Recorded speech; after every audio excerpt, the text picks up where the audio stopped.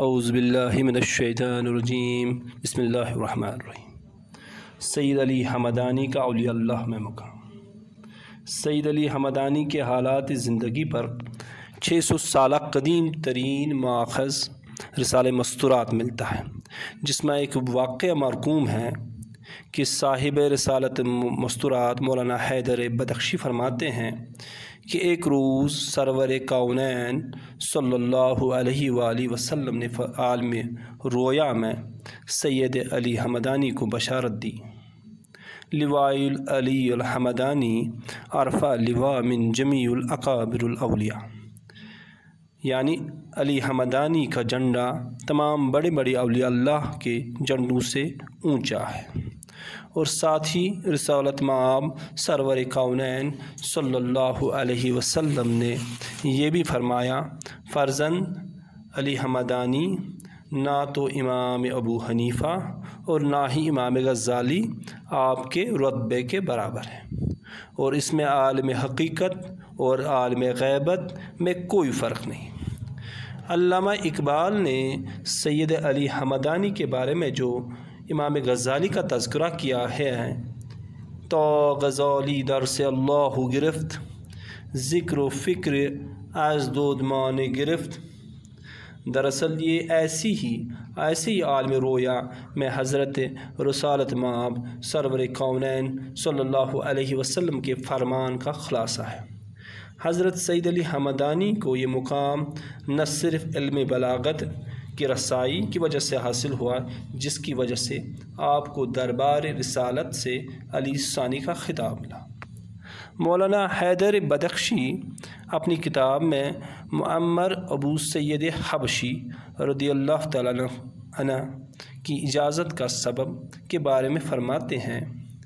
کہ سید علی حمدانی نے فرمایا کہ جب میں معمر ابو سید حبشی کی خدمت اقدس میں پہنچا تو میں 22 سالہ تھا۔ دریافت کیا کہ اے مرشد، آپ کو معمر کیوں کہتے ہیں؟ فرمایا کہ میں حضرت عیسیٰ کے حواریوں میں سے تھا اور ایک عرصے تک خدمت میں رہا، اور جب آپ خدا کے حکم سے آسمانوں میں عروج کر گئے، ان سے دعا چاہی کہ تورات و انجیل میں دیکھا ہے کہ حضرت عیسیٰ کے بعد حضرت محمد مصطفیٰ نام کے صلی اللہ علیہ وسلم نام کے پیغمبر آخر الزماں اور سے دنیا میں آئیں گے۔ اس لیے خواہش ظاہر کی کہ حضرت محمد مصطفیٰ صلی اللہ علیہ وسلم کو دیکھ لوں، اور حضرت محمد صلی اللہ علیہ وسلم سے تجھے یعنی علی حمدانی دیکھنے کی درخواست کی۔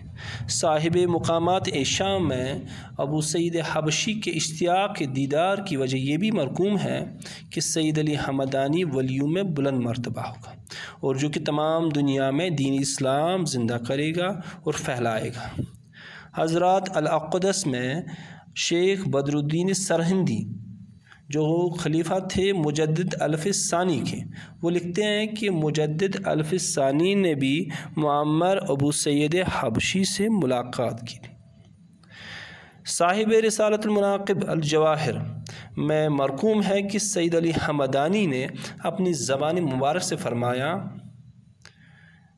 اپنے خلیفوں کے بارے میں فرمایا کہ میرے خلیفہ نور الدین جعفر بدخشی کا مرتبہ بایزید بسطامی کے خواہ علم اور خواہ کرامات میں زیادہ بلند ہے، اور اپنے دوسرے خلیفہ زین العابدین مجذوب کے بارے میں اکثر فرمایا کرتے تھے کہ زین العابدین عالم جزم میں اویس کرنی کے برابر ہے۔ اور صاحب رسالت المناقب الجواہر میں مولانا حیدر فرماتے ہیں کہ اے رفیق تمیز کن، کسے را کی چنین خلفاء باشد، مرتبہ جناب سید چیست؟ یعنی ہوش کر، جن کے خلیفوں کا مرتبہ ایسا بلند ہو، خود آن جناب سید علی حمدانی کا مرتبہ کیسا ہوگا؟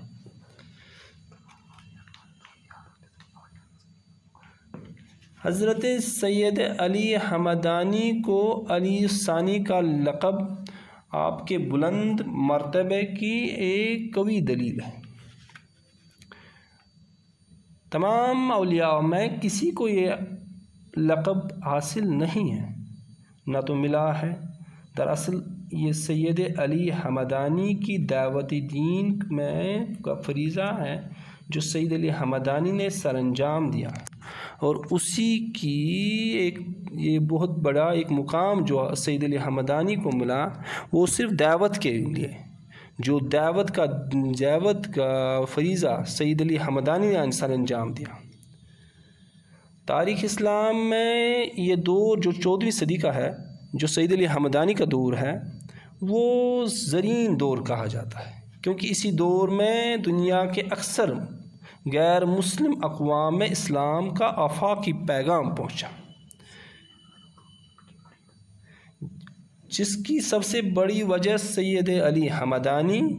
اور ان کے خلفاء جو کثیر تعداد میں دنیا میں پھیل گئے تھے، دنیا کے اطراف و اکناف میں پھیل گئے تھے، کونے کونے میں پھیل گئے تھے۔ یورپی محقق جانسن کی تحقیق کے مطابق سید علی حمدانی کی جماعت یارکند، کاشغر، مغربی چین، بلکہ مغربی چین ہی نہیں بلکہ وسطی چین، جنوبی چین اور شہر گونسو لونزو کے اطراف و اکناف میں پھیل گئی تھی، اور چین میں اسلام کی اشاعت میں خاص نام جو محی الدین کا آتا ہے وہ بھی سید علی حمدانی کے خلیفے تھے، اور جن کا گونسو اور لونزو میں اسلام کی تبلیغ میں ایک خاص کردار بنتا ہے۔ محی الدین سید علی حمدانی کے تربیت یافتہ مرید تھے، اور سید علی حمدانی کا جو تبلیغی جو دائرہ ہے وہ بہت وسیع ہے۔ ایک طرف آپ دیکھتے ہیں کہ ہندوستان کے وسط میں، ہندوستان کے ساحلی علاقوں، ہندوستان کے مغربی علاقوں، ہر طرف سید علی حمدانی کے خلفاء پہنچے ہیں اور ان کے مقبرے ہیں۔ راجستھان میں بھی سید علی حمدانی کا ایک خلیفہ کا تذکرہ ملتا ہے، اور ایسے ہی سید علی حمدانی کا مہاراشٹر مالیگاؤں میں سید علی حمدانی کا ایک تذکرہ ملتا ہے، خلیفہ کا تذکرہ ملتا ہے، شاداد کا تذکرہ ملتا ہے، اور ایسے ہی سید علی حمدانی کا تذکرہ جو یہاں تک کہ ویتنام تک ملتا ہے۔ ویتنام میں سید علی حمدانی کے خلیفہ سید جمال الدین کا تذکرہ ملتا ہے، جو ویتنام گئے تھے، سید علی حمدانی کے ساتھ گئے تھے، اور جو ان کی تواریخ میں، جو ویتنام کی تواریخ میں جو ملتا ہے کہ سید جمال الدین کی وجہ سے ہی وہاں پہ دین اسلام کی تبلیغ ہوئی تھی۔ علامہ اقبال علیہ الرحمہ نے جو دست و معمار تقدیر امم کا جو تذکرہ کیا ہے وہ اصل میں امت کو اسی کی طرف اشارہ ہے کہ سید علی حمدانی کا دست سے ہی امت میں اس وسیع ترین تبلیغ کا کام ہوا ہے۔ حضرت سید علی حمدانی کے ہزاروں خلیفہ تھے، ہزاروں خلیفہ، ان میں سے 700 خلیفہ جو مرید ہیں کا انتخاب سید علی حمدانی نے کشمیر کے لیے کیا، اور حضرت شاہ ہمدان سید علی حمدانی خود 700 سادات کے ہمراہ کشمیر بھی آئے، اور کشمیر میں اسلامی انقلاب بھی آیا۔ حضرت سید علی حمدانی کی بلاغت اتنی تھی کہ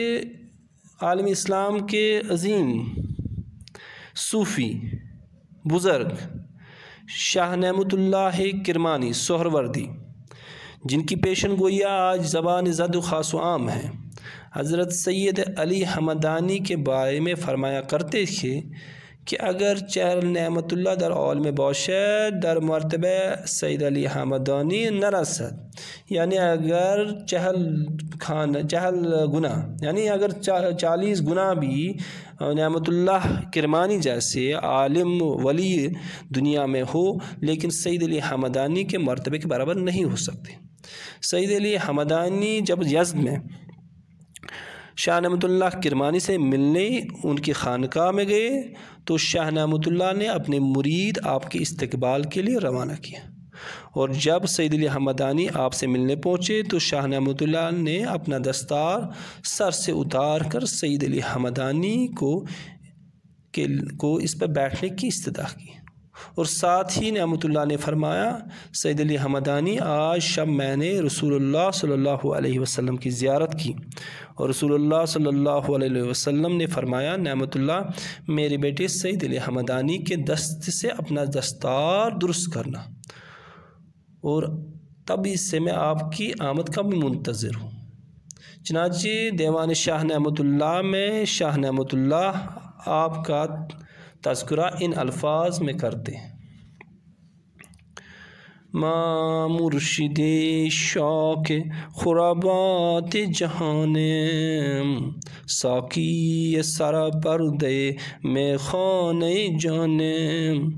تو از حمدانی ولیکن حمدان، از ما شنو اے دوست کی سر حمدانی، تو عالم یک حرفی وما عالم عالم، تو میر صدی باشی وما شاہ جہان۔